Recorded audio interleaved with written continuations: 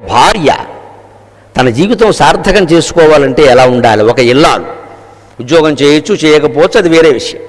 చేసినా చేయకపోయినా భార్యగా. దాన్ని ఉద్భటారాధ్య చరిత్రలో తెనాలి రామకృష్ణుడు చెబుతాడండి. మంచి పద్యంలో చెబుతాడు. పార్వతీ పరమేశ్వరుల దాంపత్యం ఎలా ఉందో చెబుతాడు. పార్వతీదేవి పరమేశ్వరుడికి అనుకూలంగా ఉండేది, ఎప్పుడు ప్రతికూలం అనేది ఆవిడికి తెలియదు. అసలు ఎలా అనుకూలంగా ఉండేదో మంచి కవిత్వంలో చెబుతారు. దీన్ని తెనాలి రామకృష్ణ సినిమాలో ఈ పద్యాన్ని పెట్టారు. ఘంటసాల గారు పాడారు, నాగేశ్వరరావు గారు నటించారు. తరుణ శశాంక శేఖర మరాళమునకు సార గంభీర కాసారమగుచు కైలాసగిరినాథ కలకంఠ భర్తకు కొమరారు లేమావి కొమ్మయగుచు సురలోకవాహినీధర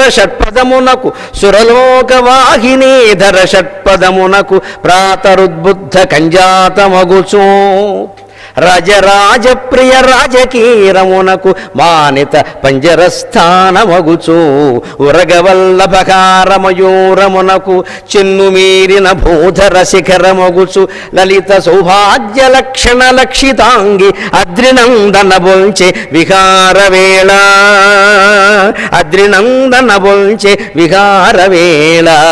నమ శివాభ్యాం నవయౌవనాభ్యాం పరస్పరాశ్లిష్ట వపుర్ధరాభ్యాం నగేంద్రకన్యా వృషకేతనాభ్యాం నమో నమః నమో నమః నమో నమః శంకర పార్వతీభ్యాం. ఒక భార్య భర్తకి ఎలా అనుకూలంగా ఉండాలో చెబుతున్నాడమ్మా. అనుకూలంగా ఉండడం అనే దాన్ని బానిసత్వంగా దయచేసి భావించే దివ్యాలు అది వచ్చింది. అనుకూలంగా ఉండడం అంటే మన సంసారాన్ని మనమే హాయిగా సుఖంగా అనుభవిస్తున్నాం. అనుకూలంగా లేకపోతే కుదురుతుందండి? ఒక స్నేహమే అనుకూలంగా లేకపోతే ఉండదు కదా. సాటి ఉద్యోగం మనకు అనుకూలంగా లేకపోతే కుదరదు కదా. భార్య అనుకూలంగా లేకపోతే, భర్త అనుకూలంగా లేకపోతే కాపురం ఏమవుతుందండి? అంటే వాళ్ళ మనస్తత్వాన్ని బట్టి మనం మారేంతసేపు నేనే మారాలా, నువ్వు మారవా, అయిపోయింది. ఇంకా పక్కింటి వాళ్ళు మారతారు కాలక్షేపానికి, మనం మారం. వారిని మారబడే బదులు నువ్వు ఎందుకు మారకూడదు? ముందు ఆయనకు అనుకూలంగా. ప్రమాదం ఇందులో ఇగో, ప్రతిదానికి ఇగో వస్తే ఏముంది? యుగో మిగిలింది. ఇక్కడ యుగో ఇద్దరు వెళ్ళిపోయారు. వారికి రెండో పెళ్ళి, వీరికి మూడో పెళ్ళి. ఈ పిల్లలు ఏం చేయాలో తెలియదు. మొత్తం సంసారాలు ఏమవుతున్నాడు? దానికి పరిష్కారం తెనాలి రామకృష్ణుడు వికట కవి, హాస్య కవి అంటారు. అద్భుతమైన పరిష్కారం చెప్పాడు ఆయన. తరుణ శశాంక శేఖర మరాళమునకు సార గంభీర కాసారమగుచు. శివుడు వనవిహారానికి బయలుదేరినప్పుడు పార్వతీదేవిని కూడా కాస్త ఆట పట్టిద్దామని ఉన్నట్టుండి హంసగా మారిపోయాడు. శివుడు తెల్లగా ఉంటాడు, హంసగా మారిపోయాడు. వెంటనే పార్వతీదేవి మీరు ఎలా మారుతారో నాకు తెలియదు ఏమిటి, ఆవిడ మానసరోవరంగా మారిపోయింది, హంస విహరించడానికి వీలుగా. సార గంభీర కాసారం. నువ్వు హంసగా మారేవయ్యా. హంస విహరించాలంటే హంస ఈ వేదిక మీద విహరించదని చచ్చూరుకుంటుంది ఊపిరాడక. దానికి కాసారం కావాలి. అందుకని వెంటనే ఇప్పుడు కాసారంగా మారిపోయిందిట. నువ్వు హంస అవుతా, నేను హింస అవుతా అనలేదు. అనబట్టే పార్వతీ పరమేశ్వరులు ఉంటున్నాం మనం ఇప్పటికే. పెళ్ళికి ఎవరైనా పెద్దవాళ్ళు వస్తే వృద్ధులు పార్వతీ పరమేశ్వరులు వచ్చారండి ముందు మీరు అక్షంతలు ఏంటంటున్నాం. ఎందుకని ఆయన హంసగా సరదాగా హంస రూపం ధరించగానే ఈవిడ సరోవరంగా మారింది. హంసకు అనుకూలమైంది సరోవరం. అప్పుడు ఆయన ఇంకోటి చూసేట, నువ్వు ఇన్ని వేషాలు వేస్తావు, ఏ వేస్తావో నేను చూస్తా. కైలాసగిరినాథ కలకంఠ భర్తకు కొమరారులే మావి కొమ్మయగుచు. కైలాసగిరినాథుడు అనేటువంటి కోకిలాపతి కలకంఠ భర్త, ఆయన కోకిలిగా మారాట. వెంటనే అమ్మవారు ఏమనుకుంటున్నా, మరి కోకిల సరోవరంలో ఉండదు కదా. కొమరారు లేమావి కొమ్మ ఎగుచు. మామిడి చెట్టుకి లేత కొమ్మ కింద మారిపోయింది. దావయ్య హాయిగా ఈ కొమ్మ మీద ఎక్కి పాడవయ్యా, నీకోసం చిగుళ్ళు కూడా సిద్ధంగా ఉన్నాయి. ఆయన కోకిలిగా మారగానే ఇప్పుడు కొమ్మగా మారింది. ఆయన హంసగా మారగానే ఇప్పుడు సరోవరంగా మారింది. ఇంకో పని చేసేట ఆయన.